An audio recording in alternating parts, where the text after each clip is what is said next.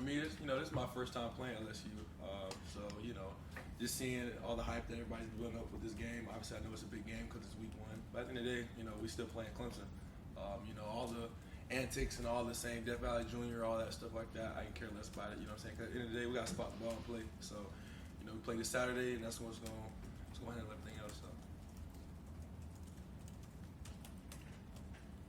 I guess, obviously, Garrett Elsmeyer, what have you seen from him on film? And does he get the ball out pretty quick, or do you kind of feel like you have enough time to get to him? How do you approach that? He's definitely a great quarterback. You'll definitely see him on Sundays this upcoming year. Man, so many good things to talk about him, but we're gonna keep that within the game plan, and I'm just excited to play against LSU. How difficult is it to, prepare for a new offensive line that you kind of have no film on with them bringing in replacing for their offensive line from last year? You do what you can, on the film they do have, and then just kind of look at the schemes and stuff like that, kind of just playing around, the coordinators and things like that. But, yeah. How difficult is it to kind of block out the hype surrounding one of these big-time openers and just treat it like another game? For me, it's easy, because I'm all about the work. I'm all about just playing ball and, having fun with it. All the hype and stuff that comes with playing at a high level and being at a school like Clemson. So, you just got to tune that stuff out, because at the end of the day, like, they only going to talk good about you when you're doing good. They're going to talk bad about you when you're doing bad. So it's up to you to control the narrative of what goes on. So. Spoke to Wade. He said one of the keys would be for you guys this season is stopping the run after what happened last year. I guess how do you kind of see you guys kind of improving that area and growing in your confidence in stopping the run this preseason? Our mentality has been a lot better. Stopping the run is key in every game, and if you don't stop the run, you don't earn the right to rush the passer. So for us, stopping the run has been a big emphasis. Going into the season in general, just because we did, fell off a little bit last year off that. So we're just excited to keep going and keep getting better. So yeah. One of the things Coach Sweeney said is that the scrimmages were very back and forth, and it wasn't like the offense was winning the whole time or the defense. And you guys were kind of trading blows. Like, how much confidence did the defense gain from that, you think, going against that offense and having some success? Oh, unbelievable confidence, man. We're just super blessed to have the talent we do on offense and go against them every day. For me, it's great going against Tristan Lee and Blake, every day, because those are the two best offensive linemen you're going to see, in ACC for me. And I'm just super excited about that, man. Like, we just compete every day, and when you're going back and forth, trading blows, offense, defense, that's a good sign that your team's really good. So, I guess where would you say the confidence level is compared to where you guys were 8 months just ago? through the roof. Just through the roof. Any questions for TJ virtually? Anybody else in the room? Just talking about a big game in Death Valley and how loud it is. And like, if you're to describe it as a player, like what it's actually like when it's third down, the offense is going for it. Like, what does it sound like in your ears? To me, I don't really hear it. Like, when I'm playing, it's white noise for me. But when you're kind of out that moment on the field, like, it's just surreal. You know what I'm saying? Just, Clemson, all 80,000, 80+ thousand fans in the stadium, just on top of each other, man. It's surreal, man. I absolutely love it, man. I just can't wait to hear it and see it. So I'm excited. You guys have team-wide, you guys have kind of earned preseason accolades and things like that. How do you, block out that kind of noise when this is the first game of the season? It's a marquee game against LSU, and then win or lose, they'll kind of either increase the hype or you guys are kind of lower it on you guys. Preseason is preseason. There's been plenty of teams that was ranked preseason high or low, and either been lower or higher at the end of the season. Preseason, just everything based off of last year. We haven't done anything this year, so just gotta go out there and show what we can do. Coach Sweeney was talking about the buzz of waking up on game week. Do you have a little bit of a different energy just knowing that it is finally game week and everything that you've been working towards is on Saturday?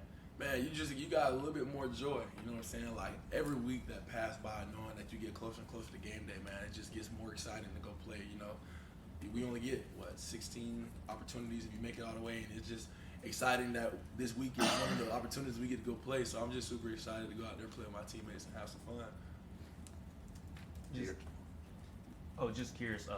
I guess during the open media part of practice, after you guys do the jumping jacks, you kind of like a celebration, like you're winding up your arms. I guess what is that? If you could tell me. To be honest with you, I was looking at them like, I have no clue why I started doing that, but I know XT and Maskell love Call of Duty, so like we used to play Call of Duty almost every day after practice, and just from them, saying, giving out signals, calling out signals of like what you hear in Call of Duty, it just kind of correlated from there. But I really didn't. I just did it one day, and from then I just do it every day before practice, kind of get me going. It's kind of like a hype up for me. Like let's go ahead and practice today and treat it like a game. So You guys still play COD? sometimes we got different schedules now, but like every now and then we definitely will hop in the game. XT a little better than me. He on PC, he a little different, but I try to keep up a little bit. So but we definitely try to get on every now and then. Is it Warzone or multiplayer? Nah, multiplayer. He's a Warzone guy, but I ain't with all that. I'm up close with a team deathmatch. So There's you push up 3 times at the end too. Like, is there a reason for that? yeah, so when you throw like a grenade or a smoke bomb, you know what I'm saying? You kind of just throw it in the air. So that's just me pushing them, throwing all my loot out. You know what I'm saying? Just emptying the tank. Basically, like for that whole day, I'm gonna empty my tank. Whatever's in my bag, I'm gonna empty it for that practice. So that's just where it comes from. I guess it's just winding up. Like, what is that? Look, that's just part of it. Just kind of getting everything going and just throwing it all out there. Whatever I got, just that's exactly what it is. Peter was talking about that. There's a lot of trash talkers on the defensive line in terms of like what it's like in practice, but Will Help does not say anything. No, he don't. He'll encourage you. You know what I'm saying? And he'll get going. But he just plays. He plays the game. He respects it, and then he goes about his business. Man, I love it. You know what I'm saying? It's like we're totally two different opposites. He ain't gonna say much, but I'm gonna be in your face. You know what I'm saying? So it's like it goes hand in hand. We work really well, but I love it though. I think Peter described it as like he's like a robot. Like, how would you describe kind of what he's like in practice? He's like the Kawhi Leonard on the team. Like he ain't gonna say too much, but when he does, it means something. But he always gonna work. You know what I'm saying? He always put in the extra work. He always gonna do what he gotta do. So Who would your NBA comparison, like personality? personality? Yeah. If you're a trash talker. I don't know. I wouldn't say Draymond Green. He a little too over excessive. I ain't with all that, but I don't know who I'd be. I wouldn't say Pat Beverly either because he a little crazy. Maybe a little. I'd probably say just a little bit. I don't talk so much trash to my teammates as much as I do, other opponents just because, like, I love them boys, you know what I'm saying? But I'd probably say I'm a mix of, like, a little bit of Pat Beverly, a little bit of Draymond, you know what I'm saying? Just a little bit. Them boys, they a little different, but I take a little bit from them and use it, so. Anybody else for TJ? Just another random thing. I've heard like you had some like migraine issues last season at times. Everything was taken care of, that was just some things that was genetics, but everything is handled. Is no longer a thing, no longer an issue, nothing like that. So I think I heard you had that in high school even too. That like you would sit in the back like film and wear like Shades. shades. yeah, but now that we've been here, Pat and Coach Sweeney, they got me to the best doctors in the world, and thank God that that's not even an issue no more. So thankful for that. Tom Allen also mentioned running down the hill on Saturday and having him go back to the press box. I guess have you kind of see him? I think you guys practiced it too. How do you kind of see him? I guess doing that with all the excitement, just running back up. Did you give him any tips about how to get off the field, things like that? Hey, every time we in the weight room, he in the weight room too. So I think he prepared. He well conditioned to do it because running down the hill and having to go run back upstairs in a matter of a minute or two, you're gonna have to be in a pretty good shape. You know what I'm saying? Cause I can only imagine this. What is it? Stairs or is it? I don't know if it's an He'll elevator. have a golf cart, unfortunately. Oh yeah. See, look, I need him to get out the mud first game. He got to run up there to get used to it a little bit, get his heart flowing. But I think he's ready for it. I know it's gonna be an exciting moment for him. And a lot of players will say that he's just the guy you want to run through a wall for. Like, what is it about him that makes you want to do that? Man, his passion to his game, man. Like he knows the ins and outs of everything, but he's also willing to teach you the ins and outs. If you don't understand something, he'll gladly have you sit down in his office with him, talk with him, and not only talk ball, he'll talk life with you as well. Whatever you want to talk about, he's here for him. He's kind of an extension of Coach Sweeney, and I've been saying that since I met him.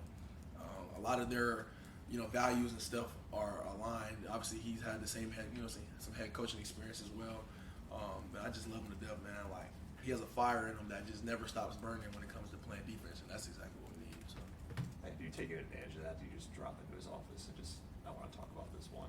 man, I didn't absolutely, like, especially when it comes to game plans and stuff like that, or even just life in general. I come by, swing, talk to him. He's openly to talk about it. Even when he first got here, he gave us a book, and from then it was just like I knew like this man like special. So What was that book? all in. Anyone else for TJ? All right, TJ, thanks for your time, man.